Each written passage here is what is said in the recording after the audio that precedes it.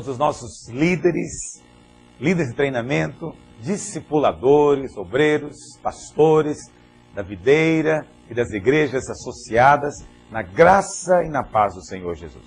Estamos juntos hoje, reunidos mais uma vez, nessa extraordinária reunião nacional de líderes. Nesse momento nós somos milhares de líderes, estamos conectados todos no mesmo espírito, numa mesma disposição mental, amém? Estamos conectados na mesma visão, no mesmo propósito, no mesmo coração, estamos juntos, porque o Senhor é quem nos tem colocado nessa obra, esse tempo de conquista. E é um grande privilégio ministrar aos irmãos. Eu me sinto extremamente honrado e alegre estar diante dos irmãos hoje. Cada dia que passa, as igrejas crescem e também se multiplicam. Na verdade, esse é um ponto fundamental da visão que o Senhor nos tem dado. Tudo se multiplica, ou pelo menos tudo deve se multiplicar. Nossas células devem se multiplicar. Nossas igrejas locais também devem se multiplicar. Evidentemente, eu não preciso nem de falar de multiplicar liderança, multiplicar talentos. Isso, nós precisamos de estar constantemente envolvidos. E eu louvo a Deus porque cada vez mais torna-se impossível a gente aqui, como eu vou dizer, dar um feedback, dar um alô para cada igreja que está conectada. Esse mês de julho, nós alcançamos uma marca histórica, para nós é histórica, de 300 igrejas videira.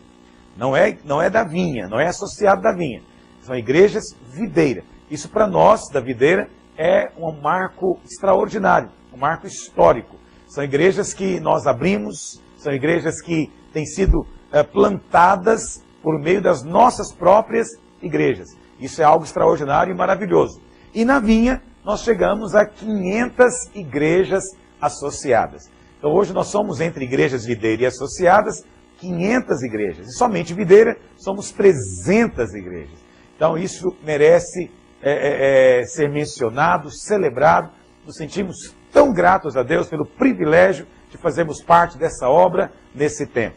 Evidentemente, nem todas essas igrejas têm antena ou estão conectadas conosco agora. Nós estamos no processo ainda. Muitas foram plantadas agora, algumas foram plantadas tem 2, 3 meses e ainda não tem condição financeira, não tiveram meios de estar colocando antena. Mas a maior parte, mais de 200 igrejas, já estão conectadas, já estão com antena. Eu creio que no próximo ano vão também ter alunos no nosso curso pastoral telepresencial. Não precisamos de esperar a igreja crescer, ganhar um porte para começarmos a ter alunos. Devemos ter alunos desde o começo. Precisamos estimular os nossos irmãos, aqueles que têm uma vocação, um chamado, para se envolverem. E também aqueles jovens, adolescentes que têm esse despertamento, esse coração para a obra de Deus, devem ser guardados, preservados. E precisamos de investir para que eles possam se preparar, para que possamos expandir a obra de Deus, crescer, avançar.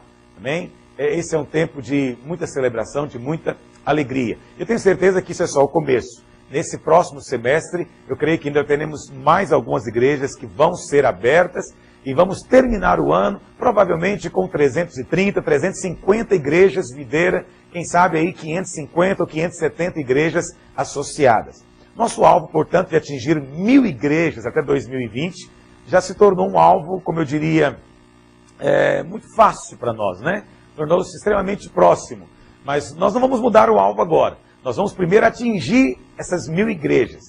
Quando nós atingimos as 1000 igrejas, então vamos colocar um novo alvo. Mas eu acredito que agora, atingindo essa marca de 500 igrejas, eu penso que devemos atingir as 1000 igrejas aí no máximo em 2 anos. 2, 3 anos, devemos atingir a nossa meta. Portanto, muito antes do tempo previsto, que era de 10 anos. Mas eu sei que tudo isso é apenas o selo de Deus, o selo da aprovação de Deus sobre aquilo que nós estamos fazendo, daquilo que você está fazendo, envolvido, daquele propósito que o Senhor tem colocado no nosso coração e que tem queimado na nossa alma. Amém? Eu quero louvar a Deus pelo seu trabalho. Nós vamos começar em todas as nossas igrejas, agora na próxima semana, o curso de maturidade no Espírito e o CTL. É muito importante que você, líder de célula, discipulador, se mobilize para matricular esses irmãos no nosso curso de treinamento. Por que é importante o seu trabalho? Primeiro, que é por isso que nós somos uma igreja em célula.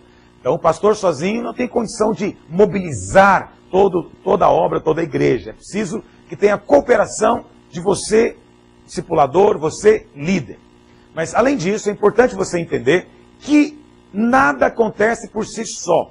Não adianta você simplesmente dar um aviso no domingo à noite dizendo, olha, começamos as matrículas do cursão, venha fazer sua matrícula.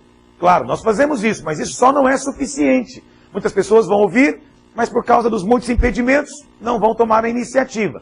Então, não basta dar um aviso, não basta fixar no mural, não basta colocar no boletim. Tudo isso deve ser feito, mas é necessário um trabalho sério do líder da célula, do discipulador. Às vezes nós temos que tomar pela mão o novo convertido e ir lá com ele fazer a matrícula. Amém? Precisamos de cooperar para que os obstáculos não o impeçam de avançar. Há muitos obstáculos, horário, tempo, dinheiro. Alguns têm dificuldade com estudo, com escola. Quando fala que ele tem que estudar, ele tem resistência, ele fica constrangido, com medo de provas, avaliações, etc. Então, há muitas resistências. Trabalhe para eliminá-las, para que possamos ter uma quantidade grande de pessoas nesse semestre matriculadas no curso de Maturidade no Espírito e do CTL. Porque essa é a maneira de multiplicarmos célula. Antes de multiplicarmos uma célula, temos que multiplicar a liderança. Entende isso? Na verdade, nós não multiplicamos célula, na verdade multiplicamos liderança. Quando nós temos os líderes, então nós temos condição de termos novas células. Essas novas células podem ser frutos de multiplicação ou podem ser fruto também de um novo trabalho. Uma nova célula que podemos começar a partir do zero em algum lugar da cidade. Então, ter o líder é a chave. Mas só teremos o líder se nós aplicarmos no treinamento, tivermos zelo nesse treinamento. Então, eu gostaria muito que você estivesse atento a isso. Se porventura na sua igreja local, ainda é uma igreja pequena, começou agora, ainda é uma microigreja, uma congregação, ainda não tem organizado o cursão e o CTL, nós temos disponibilizado aqui pelo telepresencial, tanto o cursão, e vamos disponibilizar agora o CTL também. Mas se porventura não está havendo o cursão e o CTL por algum tipo de negligência, de má administração ou organização, eu gostaria muito de ficar sabendo. Eu gostaria que você me comunicasse, entrasse em contato comigo pelo meu celular, pelo meu e-mail, para que eu possa tomar pé da situação e corrigir aquilo que está fora do padrão. Muito importante, cada começo de semestre, todos nós nos mobilizarmos para essa finalidade. Por quê? Porque o nosso alvo é a multiplicação das células. E além disso, vamos começar também, a partir da semana que vem, uma nova turma do nosso curso pastoral aqui pelo telepresencial. Então, nosso alvo é ter aí, quem sabe, mais 500 alunos. Alguém vai dizer, pastor, mas de onde virão tantos alunos e todos eles precisam de querer ser pastor? Não. Nós não precisamos de ter alunos aqui somente aqueles que desejam ser pastor. Nós precisamos de irmãos que queiram estudar, ser treinados para serem cooperadores. Nós precisamos de bons discipuladores, precisamos de irmãos para dar aula, tanto no curso de Maturidade no Espírito quanto no CTL. Precisamos de irmãos para serem suporte na vida da igreja, para ministrarem também à frente da igreja. Eu penso que todo irmão que ministra o louvor deveria fazer o seminário, todo irmão que de alguma maneira está envolvido no discipulado, no acompanhamento, supervisão, deveria fazer também o nosso seminário, nossa escola de ministério. São 2 dias por semana, é algo perfeitamente administrável, e eu quero estimular e insistir para que você se envolva. Nós temos igrejas que já têm o seminário presencial. Nossa igreja em São Paulo, eu quero parabenizar, estão aí com mais de 500 alunos matriculados. Nós temos a nossa igreja aqui em Goiânia também, nós temos mais de 250 alunos matriculados no seminário presencial, mas também temos alunos presenciais em outras cidades, como Palmas, como Cuiabá e Belo Horizonte. Louvamos a Deus por todos esses seminários, mas o seminário telepresencial, ele tem um objetivo muito mais extenso. Nós queremos atingir aquelas pequenas igrejas associadas da videira que estão no interior do Brasil. E queremos dar oportunidade para que você, que não tem condição de ir para uma cidade maior, para um lugar fazer o seminário, possa fazer aí onde você está. E nós temos feito isso com encargo, com zelo, na presença de Deus. Então, trabalhe nessa semana, você que é pastor, obreiro, líder, você que tem o desejo, trabalhe nessa semana para se matricular, se envolver e começar na próxima semana, semana que vem, nós começamos as aulas e você, com certeza, está sendo inquietado pelo Espírito de Deus. Você tem surgido esse desejo, você tem surgido aquela vontade de se envolver, isso com certeza procede de Deus. É Deus que está despertando você pelo seu Espírito para se envolver nessa obra. Amém? Bom, além disso, o segundo semestre sempre é um tempo vamos dizer, de colocarmos velocidade na nossa obra. Muitas das nossas igrejas multiplicaram células no mês de março, abril. Outras não. Mas mesmo aquelas que multiplicaram células no mês de março e abril, precisa agora retomar o trabalho no mês de agosto para se motivarem por novas multiplicações. Novas que eu digo, o quê? Aquelas células que não se multiplicaram, principalmente aquelas que não se multiplicaram no semestre passado e quem sabe até no anterior, devem renovar o seu ânimo e a sua fé para se multiplicarem nesse semestre. Então, o mês de agosto pode ser uma boa oportunidade de você desafiar a sua célula, você que é líder. Chegar lá e desafiar os irmãos, dizer que é tempo de conquista, é tempo de multiplicação e que nesse segundo semestre a história da sua célula vai ser diferente. Mas se você multiplicou a sua célula esse ano, portanto, você já cumpriu a sua meta, agora o seu objetivo é outro. Se você multiplicou a sua célula em abril ou maio, seu objetivo agora deve ser fortalecer. Agora é um tempo de você fortalecer a célula. É tempo, sim, de continuarmos ganhando vidas, mas o momento agora não é de pensar em multiplicação. O momento agora é tempo de pensar em vínculos, edificação, levar os irmãos a crescerem, se vincularem, para viverem a vida da igreja de maneira prática, ok? Para criarmos uma estrutura forte, para termos uma multiplicação saudável no próximo ano. Ok? Então, aqueles que já se multiplicaram, o alvo agora é edificação. O alvo agora é fortalecer. Para aqueles que ainda não se multiplicaram, esse é o semestre do desafio. Enche o seu coração de fé. Tenha uma disposição nova em Deus. E o Senhor, com certeza, vai abençoar a sua obra e vai frutificar a sua célula para a glória do nome dEle. Amém? Muito bem. Fique em pé onde você está. Gostaria de compartilhar algo com os irmãos hoje, na presença do Espírito de Deus. E eu creio que essa palavra procede de Deus. Eu não gostaria que você apenas ouvisse uma exposição, uma palestra, mas que no seu coração houvesse exposição de ouvir palavra de Deus. Que haja em nós ouvido aberto, coração sensível, um espírito aberto para receber a palavra de Deus, sermos fortalecidos em fé, sermos transformados pelo poder do Senhor. Amém? Erga sua mão para o Pai nessa hora. Vamos orar juntos agora como liderança espalhada por todo esse país, por todos os estados. Nós temos agora líderes que estão reunidos num só espírito, com um só coração, de que essa geração pode ser conquistada, de que essa geração pode ser tocada pelo poder de Deus, que nós somos canais do Senhor, instrumentos nas mãos do Senhor, uma arma perigosa contra o inferno. Pai, eu oro nessa hora, oro pela vida de cada um dos nossos líderes de célula. Ó Deus, que a tua motivação venha ao coração deles. Ó Deus, que eles tenham uma disposição nova. Ó Senhor Deus, que haja agora um coração aberto, ó Deus, uma mente clara, ouvidos, ó Deus, abertos para receber a tua palavra, palavra que é viva, que é eficaz. Senhor, nós te oramos em nome de Jesus. Opera entre nós. Opera entre nós. Que sejamos instrumentos, ó Deus, poderosos nas mãos do Senhor. Multiplica-nos a célula, multiplica-nos a liderança, multiplica-nos o talento. Nos colocamos nas tuas mãos, ó Deus, como o vaso nas mãos do oleiro. Molda-nos, trabalha em nós, para que a tua perfeita vontade seja feita. Ó Deus, também oramos, livra os teus líderes do mal. Livra-os do tropeço, livra-os do erro, livra-os do engano, livra-os das falácias, das mentiras que o diabo fala na mente. Livra-os das tentações do inferno, que eles sejam guardados pelo teu poder. É o que nós oramos hoje, em nome de Jesus. Amém? Muito bem, hoje eu gostaria de compartilhar sobre um tema.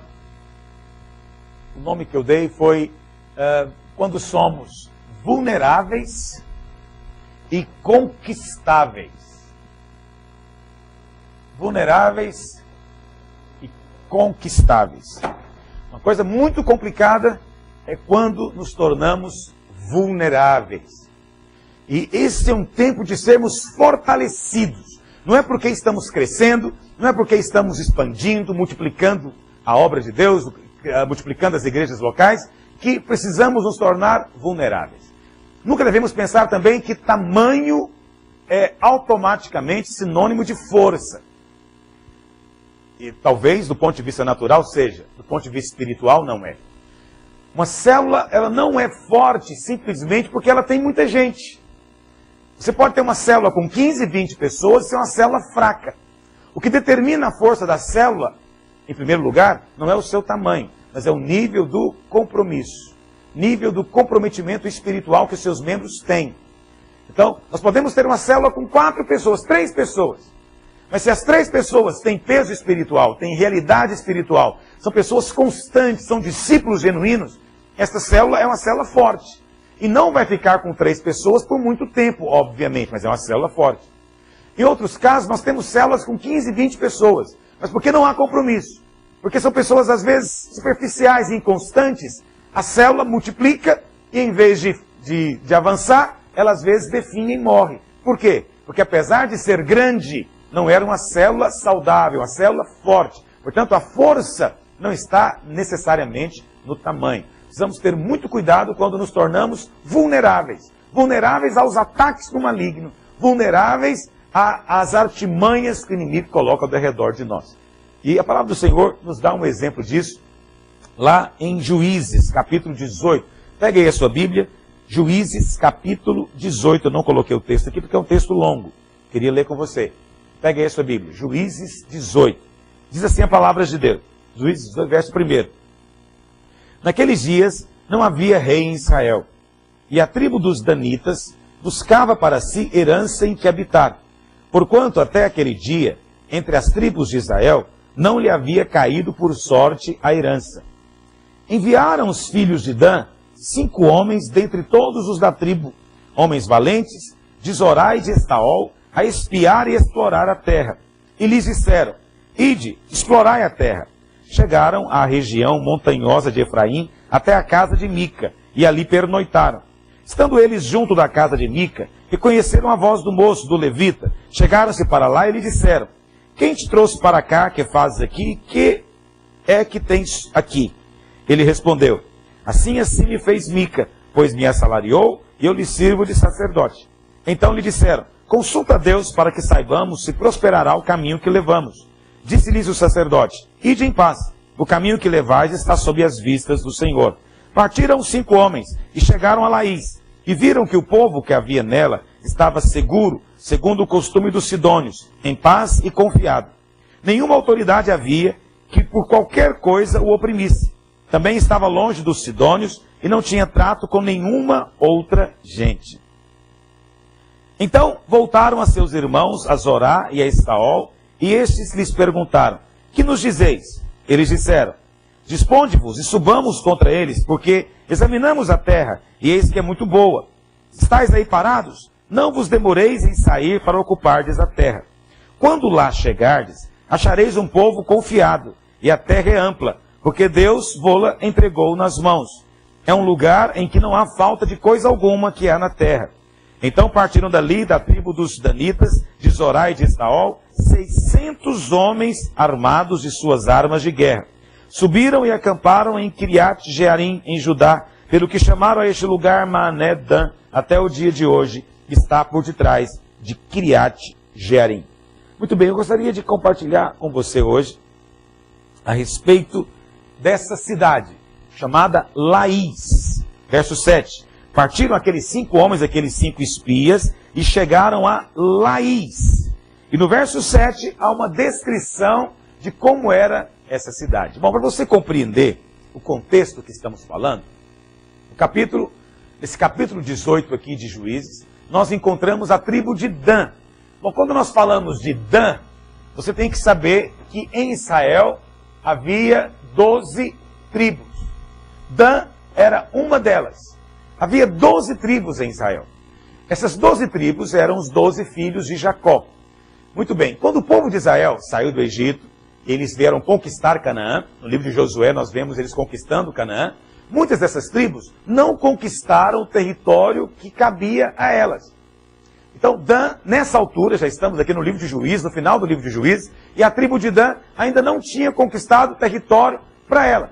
Então, o que eles fizeram, diz a Bíblia? Eles mandaram 5 homens, 5 espias, para observar uma terra que ficava bem no norte de Israel, bem lá nas nascentes do Rio Jordão. E o nome daquele lugar era Laís. Aquela região era Laís. E tinha cidade chamada Laís. E eles foram lá para observar a cidade. Chegando lá, esses espias, observaram e chegaram à seguinte conclusão: é uma terra muito boa, desejável, tem tudo o que precisa. E tem ainda 4 características, eles disseram. Eles viram que, verso 7, o povo que havia nela estava seguro, estavam em paz e confiados, nenhuma autoridade havia que os oprimisse, estavam longe dos sidônios e não tinham trato com nenhuma outra gente. Então eles concluíram e apresentaram esse relatório sobre aquele povo, apresentaram lá para a sua tribo e disseram: olha, precisamos de ir e avançar. Por quê? Porque esta cidade é facilmente conquistável. Então, as observações que os espias fizeram aqui no verso 7, essas observações que eles perceberam naquela cidade a respeito de como viviam seus habitantes, isso mostra um tipo de vida, um estilo de vida que nos torna vulneráveis e conquistáveis. Laís era uma cidade maravilhosa, mas tinha um problema: ela era facilmente conquistável. Era uma cidade tão mal governada, era uma cidade tão mal protegida, que ela era uma presa fácil para qualquer invasor que viesse contra ela. Então aqueles espias apresentavam a cidade como algo desejável, mas acima de tudo, eles demonstraram que a cidade era facilmente conquistável. Facilmente conquistável. A pergunta que eu faço para você hoje é essa: você é alguém que é um osso duro de roer para o inferno? Quando o inimigo olha para você, qual que é a postura dele? Não, isso aí é fácil. Isso aí é facilmente nós resolvemos o problema, facilmente nós conquistamos espaço com ele. Ou será que o inimigo, quando olha para você, diz: não, vamos ter cuidado, vamos pensar melhor, porque esse aí é complicado, esse é difícil. Como é que é a sua célula? A sua célula é facilmente conquistável? E a sua igreja local? É um lugar facilmente conquistável, onde o inimigo estabelece as suas bases? Ou vocês conseguem ter uma postura, uma atitude de resistir contra as obras do diabo?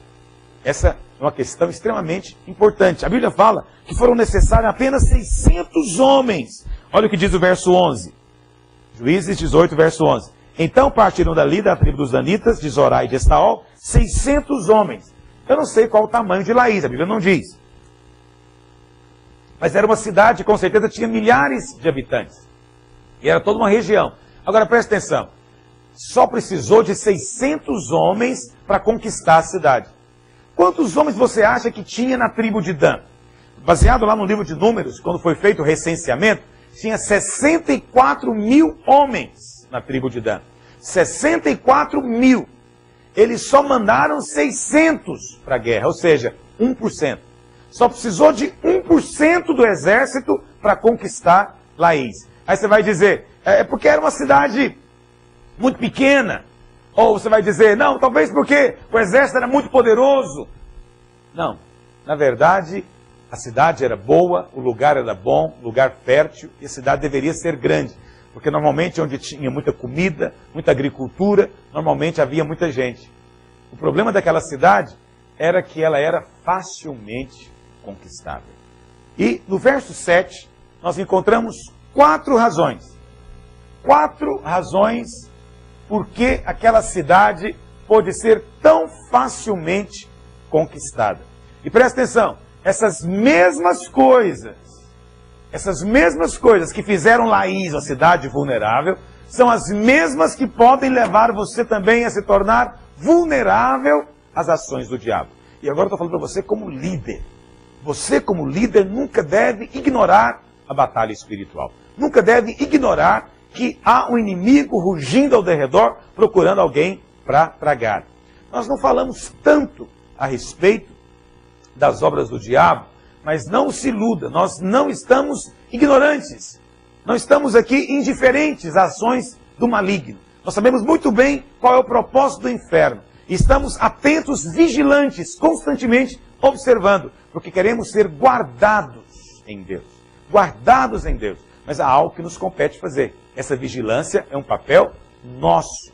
Ok? Você tem estado atento a isso? Infelizmente, alguns de nós têm uma visão muito natural e só enxerga a mão do homem. Só percebe o homem resistindo, o homem dando dificuldade, mas não percebe que por detrás dos homens existem obras malignas.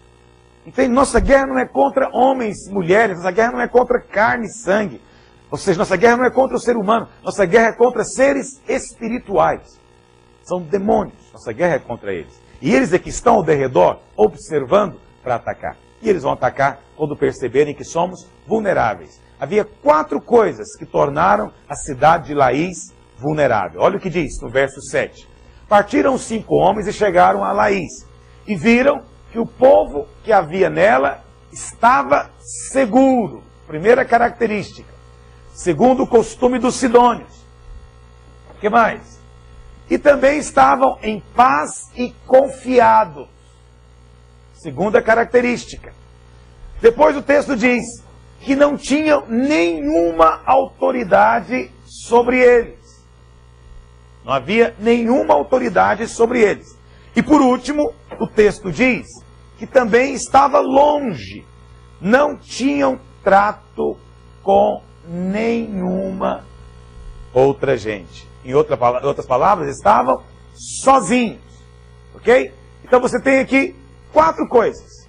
Essas 4 coisas mostram o que é alguém vulnerável.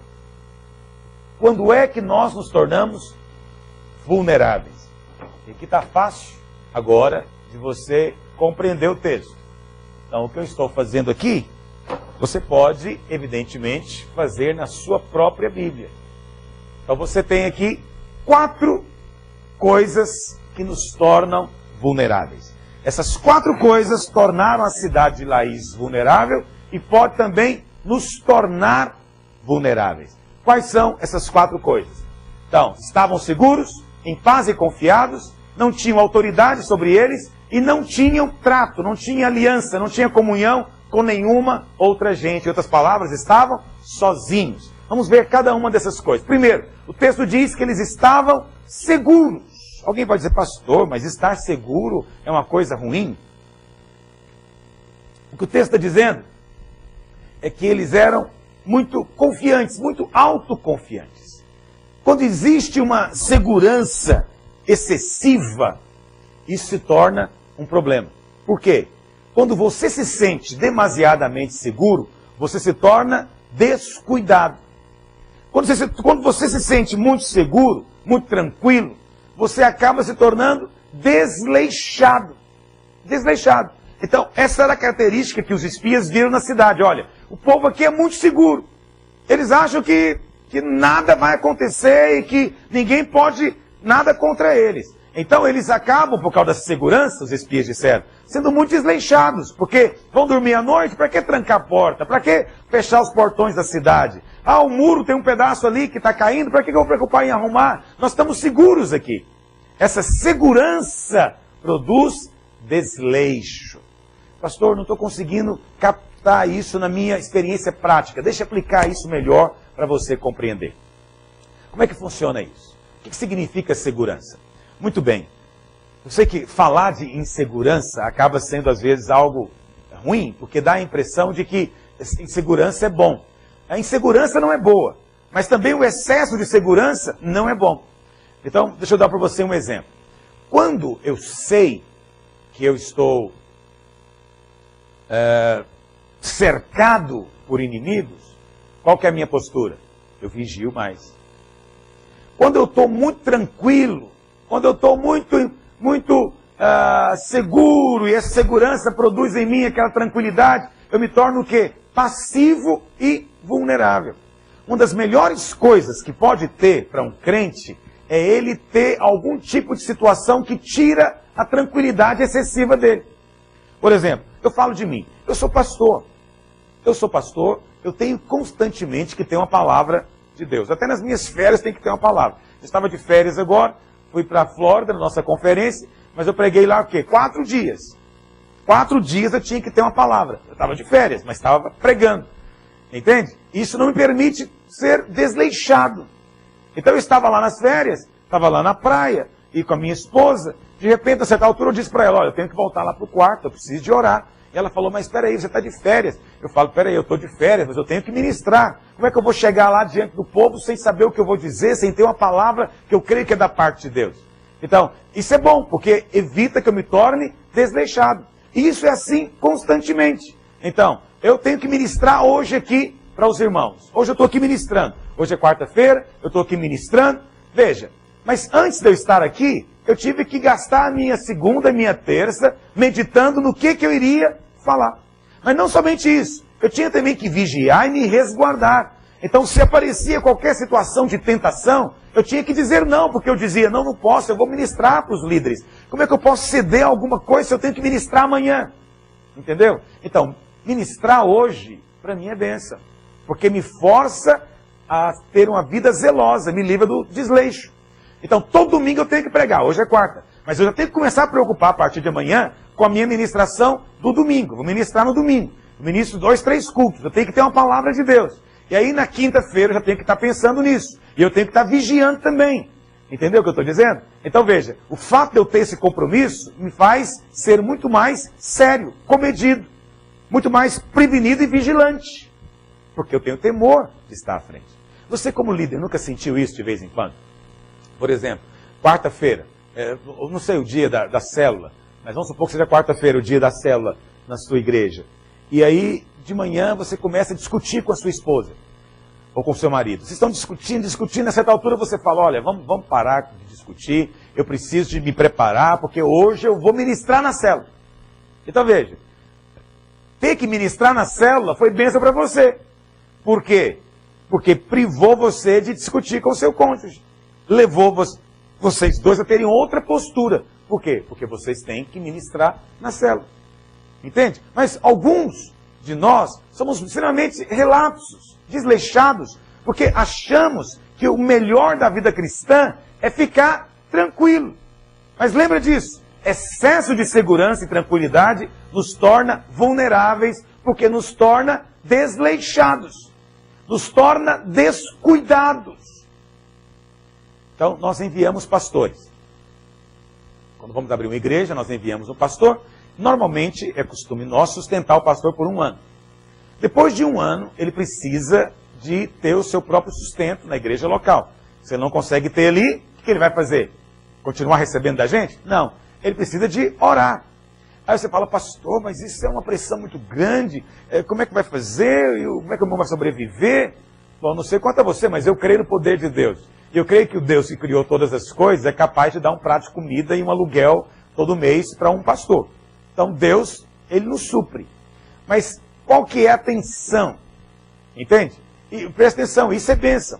O pastor que sabe que ele precisa do milagre de Deus, ele é vigilante.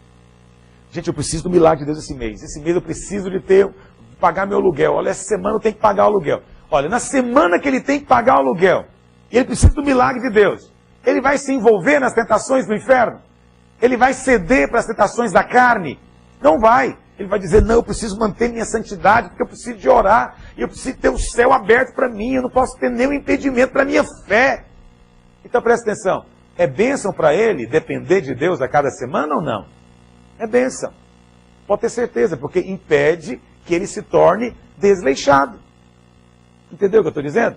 Mas o que acontece com o pastor que está muito seguro? Ele está seguro porque ele tem o rendimento, ele tem o sustento, não está faltando nada, ele está tranquilo. O que acontece? Esse pastor começa a inventar moda. Começa a inventar moda.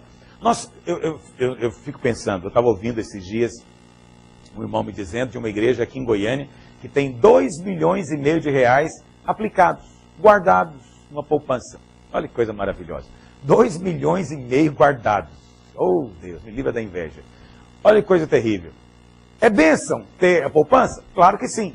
Mas ela pode ser uma coisa muito ruim para um pastor. Por quê? Essa igreja tem em torno de 200 membros.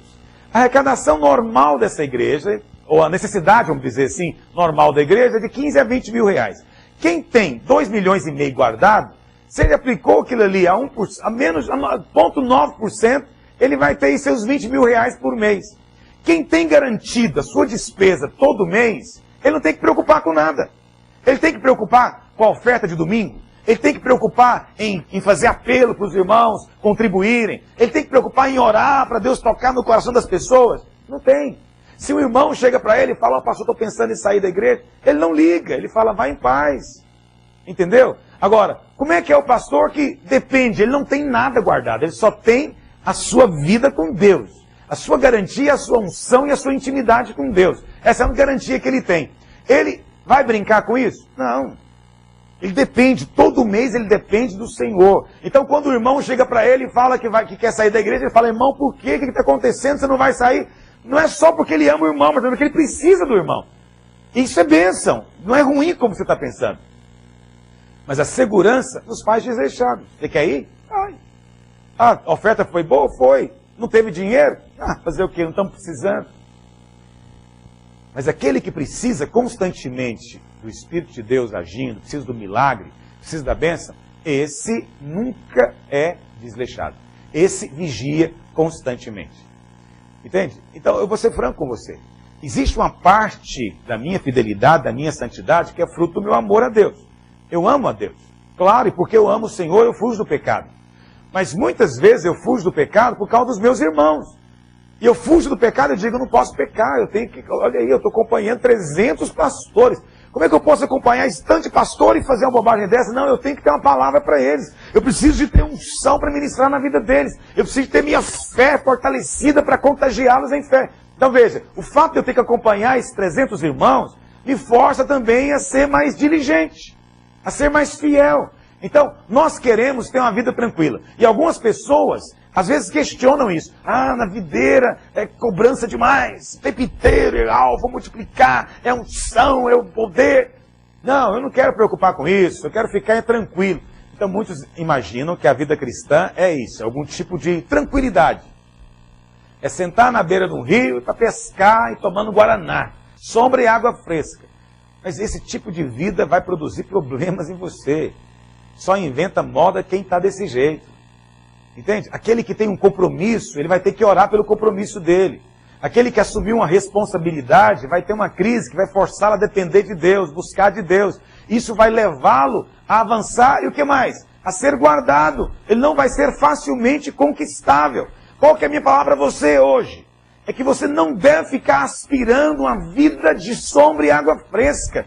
É mentira e ilusão do diabo. É a maneira que o diabo tem de conquistar as igrejas, conquistar a liderança. É passar a ideia que cristianismo é isso, sombra e água fresca. Não é. Cristianismo é eu depender de Deus. Quem depende de Deus vive assim. E Deus faz questão.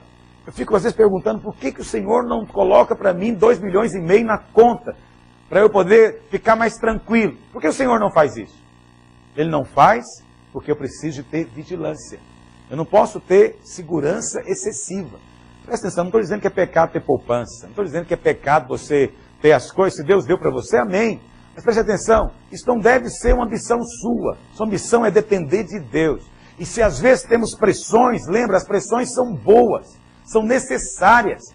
E eu vou dizer mais, mesmo quando eu não tenho pressão, por alguma razão os meus alvos já foram alcançados, eu não paro. Eu saio da minha zona de segurança e vou para um desafio maior. Agora mesmo, nós estamos aqui em Goiânia envolvidos numa grande reforma, aqui no Bueno. Estamos construindo mais 2 prédios. Em nossa conferência de dezembro, vamos ter a multiplicação da videira de Goiânia. Teremos 4 prédios. Você está convidado a vir participar da festa conosco. De 7 a 10 de dezembro. E o que acontece? Estamos envolvidos nisso. E no mês de agosto, eu já sei a luta financeira que eu vou ter. Porque eu vou ter que comprar som, vou ter que pagar eletricidade, vou ter que pagar equipamento, vou ter que comprar cadeira. E isso tudo já está programado, eu já estou entrando na dívida, sabendo que ela é inevitável, no sentido que eu quero multiplicar a igreja, mas também sabendo que eu não tenho dinheiro para pagar. Isso vai me levar ao quê? A orar e jejuar, buscar a Deus, a não ficar parado. Entendeu? Nós estamos constantemente procurando a maneira de ficar tranquilo. Mas se você soubesse que a tranquilidade torna você vulnerável, você fugia dela. Nós precisamos de ter descanso. Não estou dizendo que não é importante ter o descanso. Descanso sim, mas tranquilidade excessiva, não. O pessoal de Laís era muito tranquilo. A região era boa, terra fértil, tinha tudo o que eles precisavam, não dependiam de ninguém. Eles estavam tranquilos. E nesse excesso de tranquilidade se tornaram excessivamente vulneráveis. E então o inimigo veio e os conquistou. Entende? Então, segurança excessiva produz desleixo. Produz relaxo. nos torna vulneráveis. Mas também, segurança excessiva é sinal de orgulho. Essa é uma questão extremamente importante. Segurança excessiva é um sinal de orgulho. Orgulho. Pastor, mas segurança não é fé?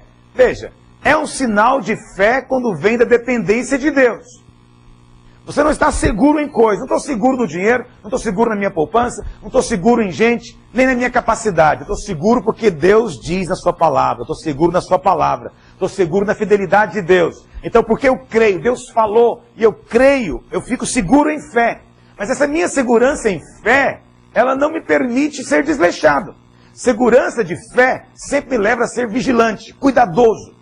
Um andar de santidade, pureza, me guardar em Deus. Porque a fé exige isso. Mas há um outro tipo de segurança, que é a segurança em nós mesmos, a segurança em nossa capacidade, ou a segurança no recurso que nós já temos. Essa segurança ela é perigosa, porque segundo a Bíblia, ela não só produz esse desleixo, mas ela também é sinal de orgulho. E segundo a palavra de Deus, o orgulho é sinal de destruição iminente. Lá em Obadias capítulo 1, verso 3, não precisa de abrir, é só você ler aqui no PowerPoint. Diz assim: a soberba do teu coração te enganou. Essa é uma das frases mais interessantes sobre a arrogância na Bíblia. Diz que a soberba engana. Por que ela engana? Porque a soberba vem travestida de outras formas. Às vezes a soberba tem aparência de fé, tem aparência de ousadia, mas o que está por detrás é orgulho. Orgulho é segurança em nós mesmos. Isso é muito sério. Olha o que diz: a soberba do teu coração te enganou, ó tu que habitas nas fendas da rocha, na tua alta morada, e diz no teu coração: quem me deitará por terra? Esse pessoal aqui habitava na fenda das rochas, ou seja, as muralhas deles eram as montanhas. Eles diziam: quem pode destruir essas muralhas? Então nós estamos seguros. E essa aparente segurança, diz Obadias, era soberba no coração. E a soberba o enganou. Provérbios também diz, Provérbios 16, 18, a soberba precede a ruína. A soberba precede a ruína. E a altivez do espírito, a queda. Onde tem soberba, vai ter ruína. Pastor, como é que eu posso discernir essa minha segurança que vem de fé, dessa segurança que procede do orgulho, da soberba? Não é simples, mas basicamente é você entender o seguinte: é fé quando depende de Deus. É soberba quando confiamos em qualquer outra coisa. Esse tempo atrás, no mês de abril, cheguei para a minha liderança e falei do nosso alvo, que era abrir 300 células no mês de abril. Qual foi a postura deles? Isso é simples, canja de galinha, já está aberto, isso aí não tem problema, já é nosso, já ganhou. Eu falei, isso não é fé, não está baseado numa palavra de Deus. Isso é arrogância, está baseado no nosso tamanho. Vocês estão olhando porque nós somos 1.800 células, 2.000 células, abrir mais 300 é fácil. Um pouquinho mais de 10%, 15% do alvo. Então é muito fácil, vamos usar só 1% aqui do soldado para conquistar Laís. Canja de galinha. Então veja, isso não é fé. Isso aí já é soberba. E a soberba precede a ruína. Quando os nossos líderes começam a achar que é muito fácil atingir o alvo, que é muito simples atingir o alvo, então ele não vai orar mais. Então ele não vai ter crise em Deus mais. Não haverá jejum, não haverá vigília. A postura vai ser dessa segurança carnal. A verdadeira segurança é aos pés de Deus, é em lágrimas. A verdadeira segurança, como diz Paulo, implica em temor e tremor, às vezes, diante de Deus. Não em medo, não confunda. Fé lança fora o medo, mas a soberba passa a ideia de você não ter medo de nada. E não ter medo de nada é algo doentio. A minha fé me leva a vencer os meus medos. Mas tem gente que não tem medo de nada. Quem não tem medo de nada não precisa ter fé. E quem não precisa de ter fé é arrogante, é soberbo. Provérbios 8:12 diz, antes da ruína, gaba-se o coração do homem. Olha que interessante. Antes da derrocada, o homem se gaba. Essa conferência estava lá na Flórida, e aí teve lá o jogo do Brasil pela Copa América. Os irmãos devem ter assistido. Brasil e Paraguai. E então me chamaram, vamos lá para assistir o jogo. Eu fui assistir o jogo com os irmãos, não sou uma pessoa motivada com futebol, nem me lembro que existe futebol, mas, como todo brasileiro, nessas horas é bom a festa. E aí aconteceu o que você deve ter assistido, né?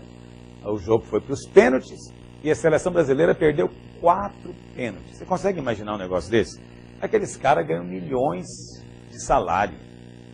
Só fazem isso, chuta a bola o dia inteiro. E não dá conta de chutar uma bola no gol. Você sabe o tamanho do gol? O gol tem 7 metros e tanto. Entendeu? De comprimento ali. Se for olhar a área útil dele, é mais de 17 metros quadrados. A distância que ele vai chutar é mínima.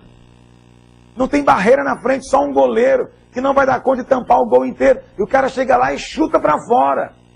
É um negócio assim, honestamente, revoltante. Não é? Agora, no final do jogo todo mundo estava consternado. Olha aquela consternação, não é possível isso. Qual que é a chance da seleção brasileira perder 4 pênaltis no jogo? Eu digo para você, nem a seleção de Burkina Faso perde 4 pênaltis no jogo. Mas a seleção brasileira perdeu. E aí, eu estava dizendo para os irmãos, falei, sabe, isso é bom. Isso é bom. Por quê? Porque a Bíblia fala que a soberba precede a ruína. Esses caras entram no campo com salto alto. Eu sou melhor, somos os melhores do mundo, somos não sei o quê. Entendeu? Você vê esses jogadores, ficam paparicados, a imprensa, capa de revista. E chega na hora, não fizeram nada. Não jogaram nada. Aí alguém fala, isso é ruim. Não, isso é bom. Isso é bom. Por quê? O excesso de segurança nos torna desleixados. A única explicação para uma seleção perder 4 pênaltis só pode ser desleixo. Não tem outra explicação. Não vai dizer que é macumba paraguaia. Não é verdade? É óbvio que é desleixo. E por que veio o desleixo? Pelo excesso de segurança. E a Bíblia fala então, nos tornamos extremamente fáceis de ser conquistados, tornamos vulneráveis quando somos seguros, como era a cidade de Laís. Qual que é a sua atitude hoje? Entende? Eu sou muito desconfiado do irmão que não chora diante de Deus. A postura é essa. Diante do homem nós manifestamos segurança. Diante do diabo nós somos seguros, mas diante de Deus é lágrima, é choro, é tremor, é coração que treme, é clamor. É esse que Deus honra. Esse que Deus honra. Essa é a postura certa. Você ter necessidade de Deus é bom para você. Você está passando por um momento de crise, é bom para você. Ter que orar todas as vezes a pregar é bom para você. Se você é um pastor e você ainda não tem um sustento na sua igreja, não pense que isso é ruim. Isso vai ser o melhor tempo da sua vida. Vai ser o tempo que você vai orar mais, buscar mais, vai ter uma vida muito mais santa. E a maneira como Deus nos leva para Ele é assim. Deus vai tirando nossos pontos de suporte e apoio para que possamos depender dEle. Líderes que multiplicam são líderes que põem a sua confiança em Deus. Líderes fortes que vencem o inferno são esses que têm a sua segurança no Senhor e nunca em si mesmo. Então, o primeiro sinal de vulnerabilidade é excesso de confiança, segurança. É a palavra usada. Segunda coisa que o verso 7 diz o seguinte, enviaram os filhos de Dan, vamos voltar lá no verso 7. Partiram os 5 homens e chegaram a Laís, e viram que o povo que havia nela, em primeiro lugar, estava seguro, segundo o costume dos sidônios, e também estavam em paz e confiados. Em paz e confiados. No verso 27 desse mesmo capítulo, olha o que diz. Levaram eles o que Mica havia feito e o sacerdote que tivera, e chegaram a Laís. Qual que é a descrição de Laís? Um povo em paz e confiado. E os feriram ao fio da espada. Um povo em paz e confiado parece que deveria ser um povo forte, mas não foi. 600 homens simplesmente foram capazes de conquistá-lo. O que significa viver em paz e confiados? Significa que eles não tinham nenhum tipo de conflito. Não tinham conflito. Nada de conflito. Essa é outra coisa que nós não gostamos e fugimos constantemente. Não gostamos de conflitos. Queremos ficar o tempo inteiro sentindo assim uma sensação agradável. Mas o conflito é chave. Vou dizer para você. Pode soar estranho para o seu ouvido aí. Pode ser que alguns não compreendam completamente. Mas acredite em mim. Conflito é sinal de vida saudável. Uma das coisas mais sérias que existe, as coisas mais trágicas que existe, é quando não temos conflito algum. Quando não há conflito algum, é sinal que você chegou ao nirvana, chegou ao estágio de perfeição.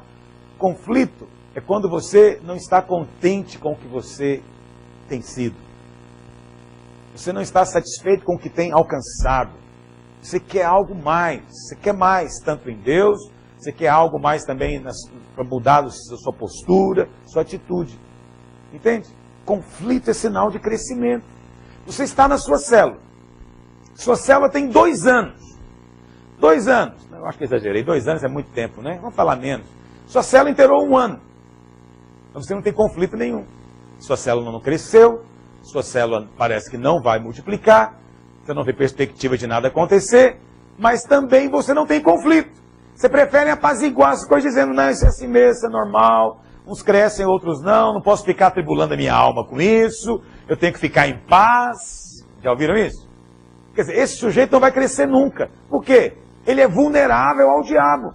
Ele quer ficar em paz e confiado. Não quer ter pressão nenhuma. Quem é o que vai crescer? É o que aceita o conflito. É aquele que chega na sua casa e fala, Deus, tem 1 ano a minha célula. 1 ano e a minha célula não cresceu, não prosperou, não tem como multiplicar. Deus, muda a minha sorte, muda a minha história. Esse está crescendo. Esse está em conflito. Vai perguntar para o Senhor, por que minha célula não cresceu? O Senhor vai dizer. O Senhor vai fazer o diagnóstico para ele. Vai mostrar onde está o erro nele, onde está o erro nos irmãos. O Senhor vai mostrar o que pode ser mudado. E na hora que ele tiver disposição de obedecer, a história também muda. Aí ele multiplica. Por que vem a multiplicação? Porque vem o conflito, vem a crise, vem a angústia. Não dá para avançar sem angústia. Mais uma vez, vem aquela história. Ah, na videira é cobrança demais. Não dá. Essa visão de célula destrói a gente. Porque essas pessoas não querem ter conflito nenhum. Só que o que elas não sabem é que a ausência de conflito torna você vulnerável.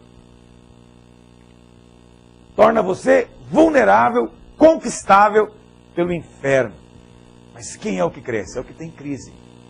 É o que tem conflito. Eu estou em conflito com o meu nível de palavra. Eu estou em conflito por causa do nível da nossa igreja. Estou em conflito porque a nossa igreja não tem crescido. Eu estou em conflito porque não vejo a influência do nosso povo na sociedade. Eu estou em conflito, eu estou indignado porque há coisas para serem feitas. Esse é o sujeito que cresce. Mas pastor, mas isso é viver atribulado de alma. Mas por escolha, por opção. Não é o conflito que vem da carne, não é o conflito do pecado. É o conflito do crescimento. Amém? Do crescimento. Mas há muitos tipos de conflitos. Mas sem conflito não há mudança. A ausência de conflito significa que não tem nada acontecendo. Eu me lembro, quando eu fazia faculdade de psicologia, me lembro de ouvir professores dizendo algo que na época eu não entendia muito bem, achava estranho, mas hoje eu compreendo perfeitamente.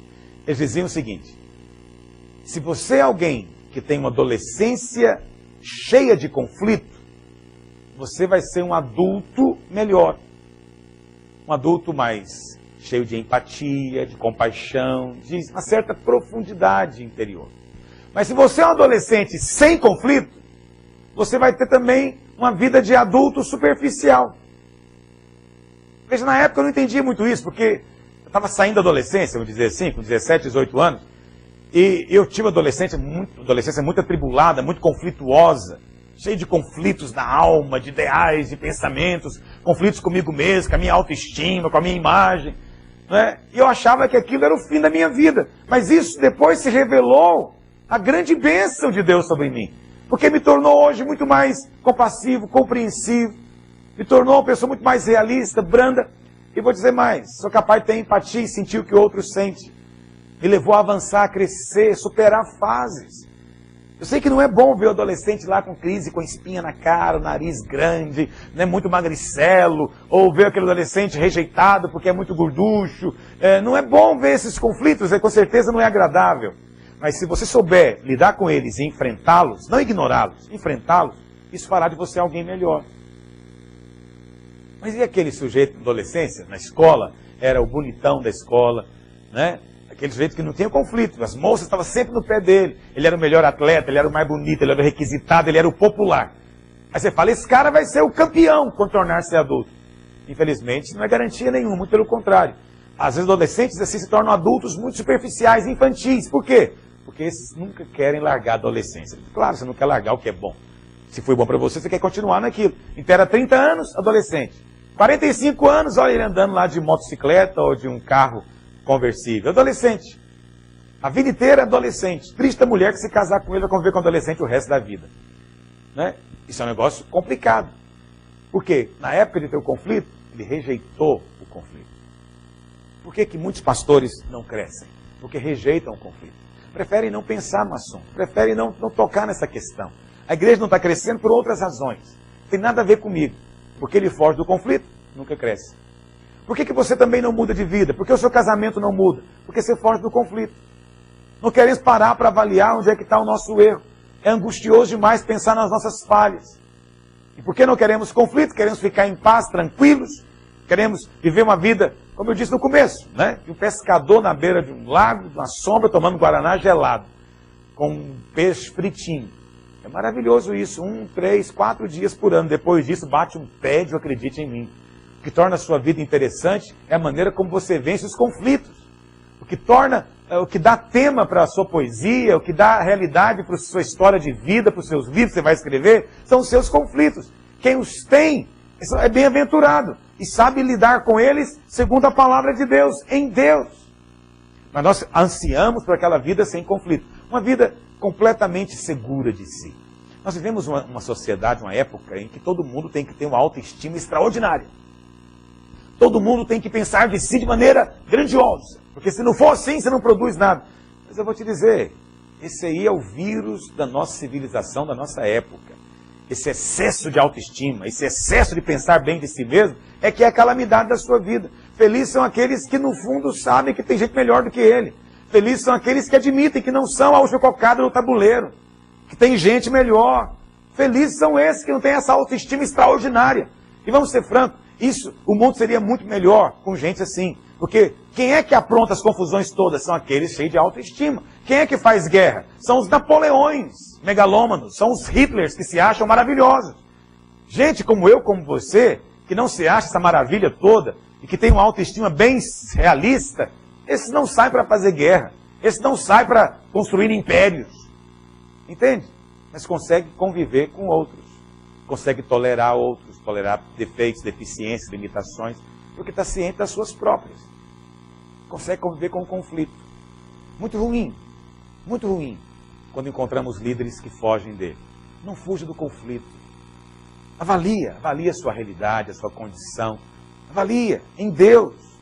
Avalie os seus frutos, resultados. Avalie em Deus. Encara o seu conflito em Deus.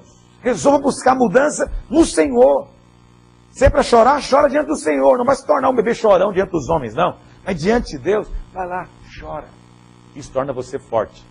Eu sei que quando nós estamos em conflito, pensamos que somos fracos. Mas Paulo diz, quando somos fracos é que somos fortes. É quando você está enfrentando o conflito que você é mais forte, porque é quando você mais ora. Então veja como as coisas de Deus são o contrário do que muitos imaginam. Aquela cidade era cheia de segurança. E também uma cidade que não tinha conflito, como muitos de nós. Vivemos uma vida cheia de autoestima, de segurança.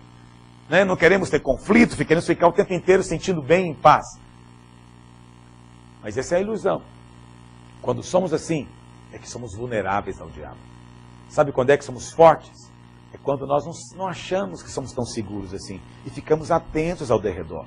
É quando nós não achamos que estamos com essa bola toda. E ficamos atentos às nossas deficiências. Aí é que você é forte. Mas também é cheio de conflito. Enquanto estamos aqui, é assim que vamos caminhar. Terceira característica da cidade de Laís. A Bíblia diz que não estavam sujeitos a ninguém. No verso 7, o texto diz que não havia nenhuma autoridade que os oprimisse. Nenhuma autoridade sobre eles. No texto, autoridade é magistrado. Não havia nenhum juiz, nenhum magistrado para confrontá-los. Essa é uma questão séria. Você é vulnerável quando você caminha sem ninguém sobre você. Quando ninguém pode falar na sua vida, exortar, confrontar, corrigir, alertar, colocar um espelho na sua frente. Quando não tem ninguém para fazer isso, você é fraco. Mas quando você tem pessoas que vigiam a sua retaguarda, que alertam você das suas deficiências, debilidades, então aí você é forte. Aí você avança. Então, o pessoal de Laís fazia o que achava melhor. Cada um fazia o que queria. Por quê? Não havia autoridade sobre eles. Muitos querem viver também assim na vida da igreja. Querem fazer aquilo que querem. Querem fazer como bem entendem. Não querem de maneira nenhuma prestar conta para ninguém. Eu sou autônomo, peço conta só para Deus. Não. A Bíblia fala que nós temos guias espirituais. E nós devemos ser coerentes com esses guias, porque eles vão prestar conta diante de Deus a respeito de nós. Entendeu? Muitos queremos viver uma vida totalmente desvinculada. Isso é outra maneira de sermos desleixados. Você percebe que o grande segredo da derrota de Laís era esse, o desleixo. Por que o desleixo veio? Primeiro, para excesso de segurança. Segundo, porque não queria conflito. Terceiro, não quero que ninguém mande em mim. Não quero ninguém sobre mim. E olha, se tem uma maneira de viver desleixado, é você fazendo o que você acha mais certo. Uma das coisas mais perigosas que existe é ser governado por si mesmo. É fazer apenas aquilo que acha melhor. Quem não submete a ninguém é alguém facilmente conquistável. Segundo a Bíblia, nós somos governados pelo Espírito de Deus, somos governados pela Palavra de Deus e também somos governados e limitados por líderes que Deus constitui. O povo de Deus tem que ser guardado por autoridade espiritual. Onde não há autoridade espiritual, o povo vive desenfreadamente e, consequentemente, desleixadamente. E, como resultado, são vulneráveis aos ataques do diabo e, consequentemente, nunca alcançam o propósito que Deus tem para eles. Você está debaixo de autoridade? Você se submete à autoridade? Eu não digo que você não está numa hierarquia. Às vezes nós estamos numa hierarquia, nós sabemos que tem alguém sobre nós, mas a questão é, no nosso coração nós submetemos ou só fazemos o que achamos mais certo aos nossos próprios olhos? Só fazemos aquilo que achamos melhor aos nossos próprios olhos? Ou há um coração para submeter entre nós? Submeter. Deus estabeleceu a autoridade para nos limitar. E acredite, a ideia que alguns têm de que a autoridade só oprime, produz, na verdade, gente fracassada. De vez em quando eu ouço pessoas na minha igreja dizendo, não, porque, pastor, eu acho que eu não nasci para ser chefiado por ninguém. Lá no meu trabalho é difícil, eu acho que eu vou ser autônomo. Observe as pessoas que dizem isso. Eu não nasci para ter ninguém mandando em mim. Eu não tolero alguém mandando em mim. Isso não é conversa de gente nascida de novo. Observa quem diz isso. Normalmente o fim dele é ser dono de um bar na periferia. Entendeu o que eu estou dizendo? Você não encontra gente dizendo assim, olha, eu não tolerava ninguém mandar em mim, eu me tornei dono de uma grande multinacional. Não tem isso.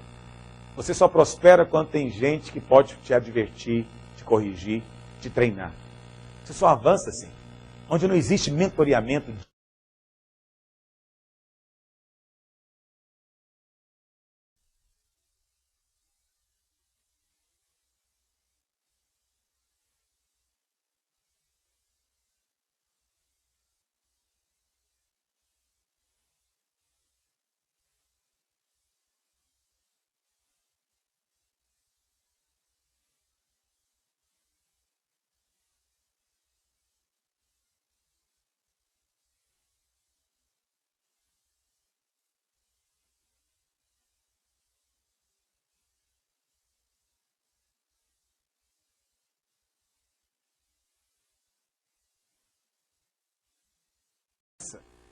Não queremos ter conflitos, queremos ficar o tempo inteiro sentindo bem, em paz.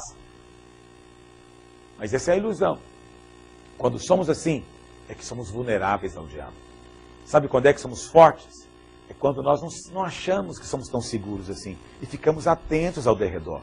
É quando nós não achamos que estamos com essa bola toda e ficamos atentos às nossas deficiências. Aí é que você é forte. Mas também é cheio de conflito. Enquanto estamos aqui, é assim que vamos caminhar. Terceira característica da cidade de Laís. A Bíblia diz que não estavam sujeitos a ninguém. No verso 7, o texto diz que não havia nenhuma autoridade que os oprimisse. Nenhuma autoridade sobre eles. No texto, autoridade é magistrado. Não havia nenhum juiz, nenhum magistrado para confrontá-los. Essa é uma questão séria. Você é vulnerável quando você caminha sem ninguém sobre você. Quando ninguém pode falar na sua vida, exortar, confrontar, corrigir, alertar, colocar um espelho na sua frente. Quando não tem ninguém para fazer isso, você é fraco. Mas quando você tem pessoas que vigiam a sua retaguarda, que alertam você das suas deficiências, debilidades, então aí você é forte. Aí você avança. Então, o pessoal de Laís fazia o que achava melhor. Cada um fazia o que queria. Por quê? Não havia autoridade sobre eles. Muitos querem viver também assim na vida da igreja. Querem fazer aquilo que querem fazer como bem entendem, não querem de maneira nenhuma prestar conta para ninguém. Eu sou autônomo, presto conta só para Deus. Não. A Bíblia fala que nós temos guias espirituais. E nós devemos ser coerentes com esses guias, porque eles vão prestar conta diante de Deus a respeito de nós. Entendeu? Muitos queremos viver uma vida totalmente desvinculada. Isso é outra maneira de sermos desleixados. Você percebe que o grande segredo da derrota de Laís era esse, o desleixo. Por que o desleixo veio? Primeiro, para excesso de segurança. Segundo, porque não queria conflito. Terceiro, não quero que ninguém mande em mim.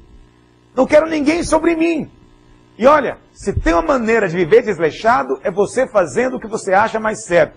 Uma das coisas mais perigosas que existe é ser governado por si mesmo. É fazer apenas aquilo que acha melhor. Quem não submete a ninguém é alguém facilmente conquistável. Segundo a Bíblia, nós somos governados pelo Espírito de Deus, somos governados pela Palavra de Deus e também somos governados e limitados por líderes que Deus constitui. O povo de Deus tem que ser guardado por autoridade espiritual. Onde não há autoridade espiritual, o povo vive desenfreadamente e, consequentemente, desleixadamente. E, como resultado, são vulneráveis aos ataques do diabo e, consequentemente, nunca alcançam o propósito que Deus tem para eles. Você está debaixo de autoridade? Você se submete à autoridade? Eu não digo que você não está numa hierarquia. Às vezes nós estamos numa hierarquia. Nós sabemos que tem alguém sobre nós, mas a questão é, no nosso coração nós submetemos? Ou só fazemos o que achamos mais certo aos nossos próprios olhos? Só fazemos aquilo que achamos melhor aos nossos próprios olhos? Ou há um coração para submeter entre nós? Submeter. Deus estabeleceu a autoridade para nos limitar. E acredite, a ideia que alguns têm de que a autoridade só oprime, produz, na verdade, gente fracassada. De vez em quando eu ouço pessoas na minha igreja dizendo, não, porque, pastor, eu acho que eu não nasci para ser chefiado por ninguém. Lá no meu trabalho é difícil, eu acho que você é autônomo. Observe as pessoas que dizem isso. Eu não nasci para ter ninguém mandando em mim. Eu não tolero alguém mandando em mim. Isso não é conversa de gente nascida de novo. Observa quem diz isso. Normalmente o fim dele é ser dono de um bar na periferia. Entendeu o que eu estou dizendo? Você não encontra gente dizendo assim, olha, eu não tolerava ninguém mandar em mim, eu me tornei dono de uma grande multinacional. Não tem isso. Você só prospera quando tem gente que pode te advertir, te corrigir, te treinar. Você só avança assim. Onde não existe mentoreamento, discipulado genuíno, também não existe crescimento. Basta você olhar ao seu derredor, ver a experiência de quem é bem-sucedido, de quem é abençoado. Você vai ver que esses que vivem desenfreados não são aqueles que estão debaixo da bênção, do crescimento e da prosperidade. E por último, lá no verso 7, nós lemos no final do verso 7, a quarta característica de Laís é que eles viviam longe dos sidônios e não tinham trato com nenhuma outra gente. E no verso 28, eles explicam mais uma vez por que a cidade caiu. Ninguém houve que os livrasse. Quando o inimigo veio, ninguém houve que os livrasse, porquanto estavam longe de Sidom e não tinham trato com ninguém. Não tinham trato. A palavra trato aqui significa não tinham aliança. Não tinham aliança, não tinham tratado com ninguém. Não tinham relacionamento diplomático, não tinham aliança de militar, não tinham tratado de guerra com ninguém. Estavam sozinhos. Isso é sinal de arrogância. Mas lembra disso aqui, a solidão sempre nos faz vulneráveis. Andar sozinho é o pior negócio que alguém pode fazer. Veja, esse pessoal que morava em Laís, eles eram descendentes dos sidônios.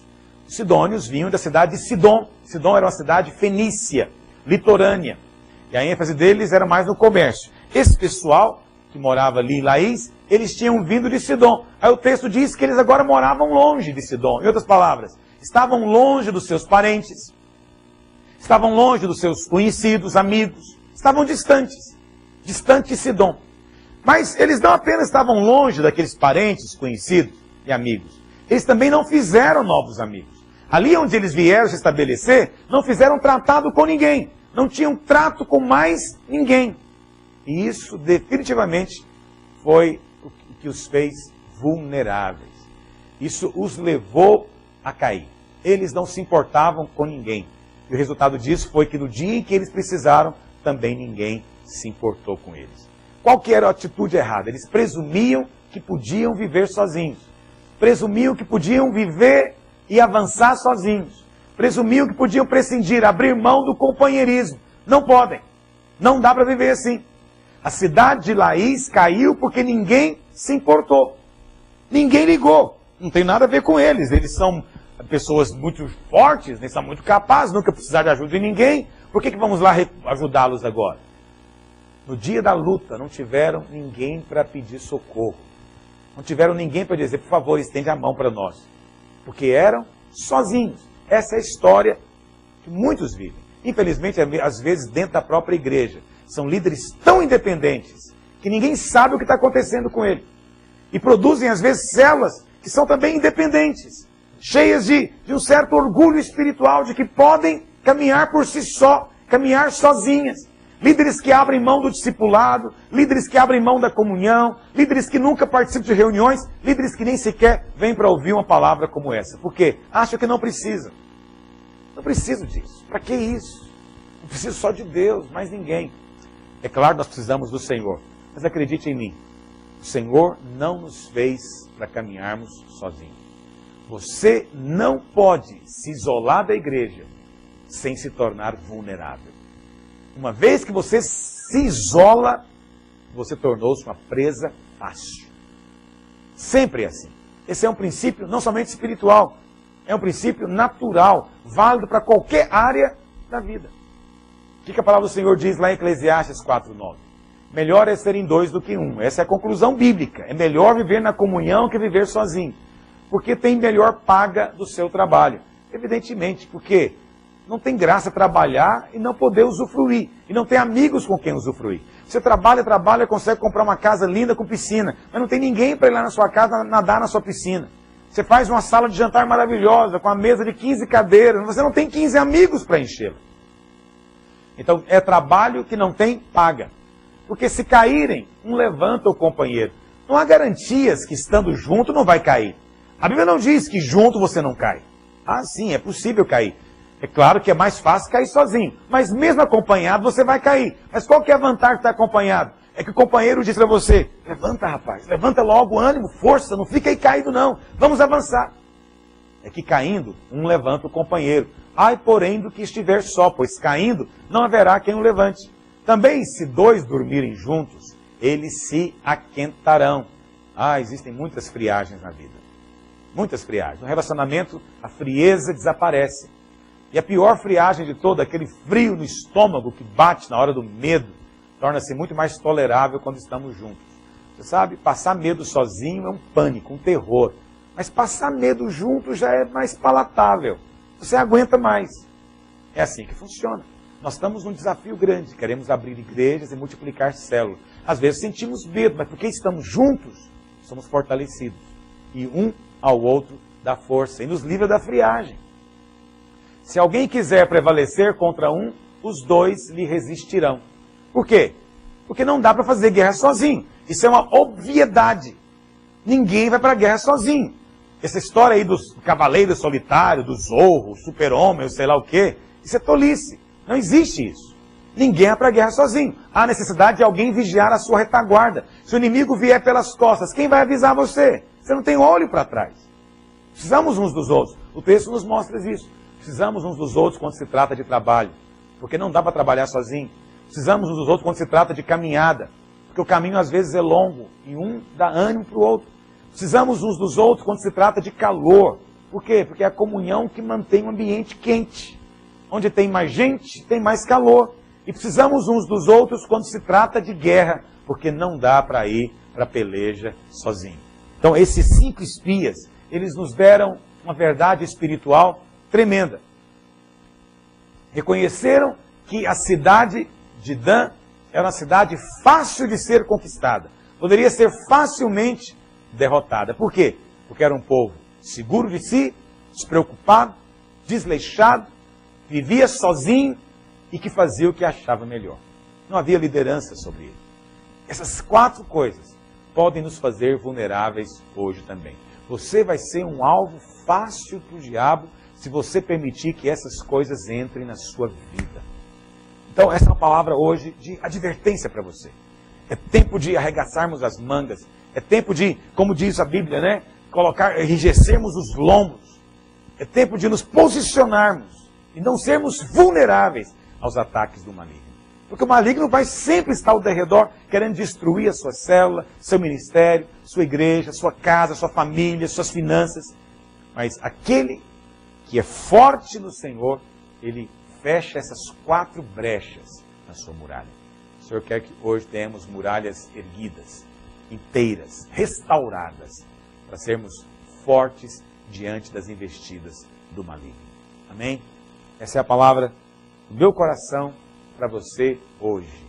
Espero que o Espírito de Deus tenha aberto os seus olhos. E hoje, eu queria sugerir algo que nós nunca fizemos, mas eu gostaria que nós fizéssemos hoje. Nós vamos orar agora, vou encerrar esse tempo da ministração, mas eu gostaria que vocês gastassem mais 30 minutos, dividissem em grupos, talvez grupos de 4, de 5, se for um grupo grande.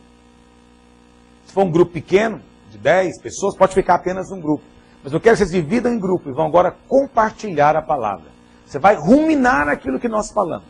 Entendeu? Você vai reafirmar as verdades, dar ilustrações novas que ocorreram a você a respeito de princípios que foram falados. Vai contar a sua experiência, a sua vivência para exortar uns aos outros. Por que eu quero fazer isso? Para fortalecer a visão das células. Muitos dos nossos líderes são pregadores nas células e nunca abrem o espaço para os demais compartilharem.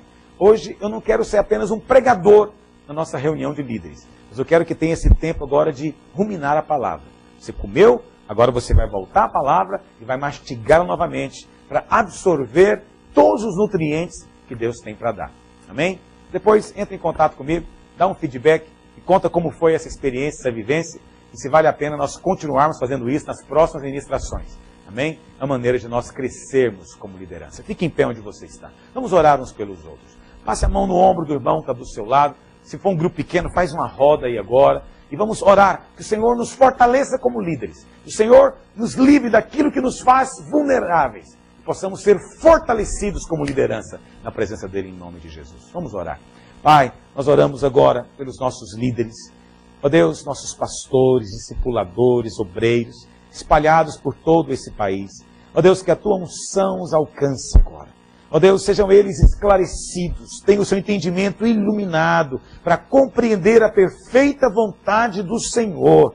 Ó Deus bendito, livra-nos, Senhor, de brechas na nossa vida espiritual. Não queremos ser vulneráveis diante dos ataques do inferno. Ó Deus bendito, não queremos ser conquistáveis.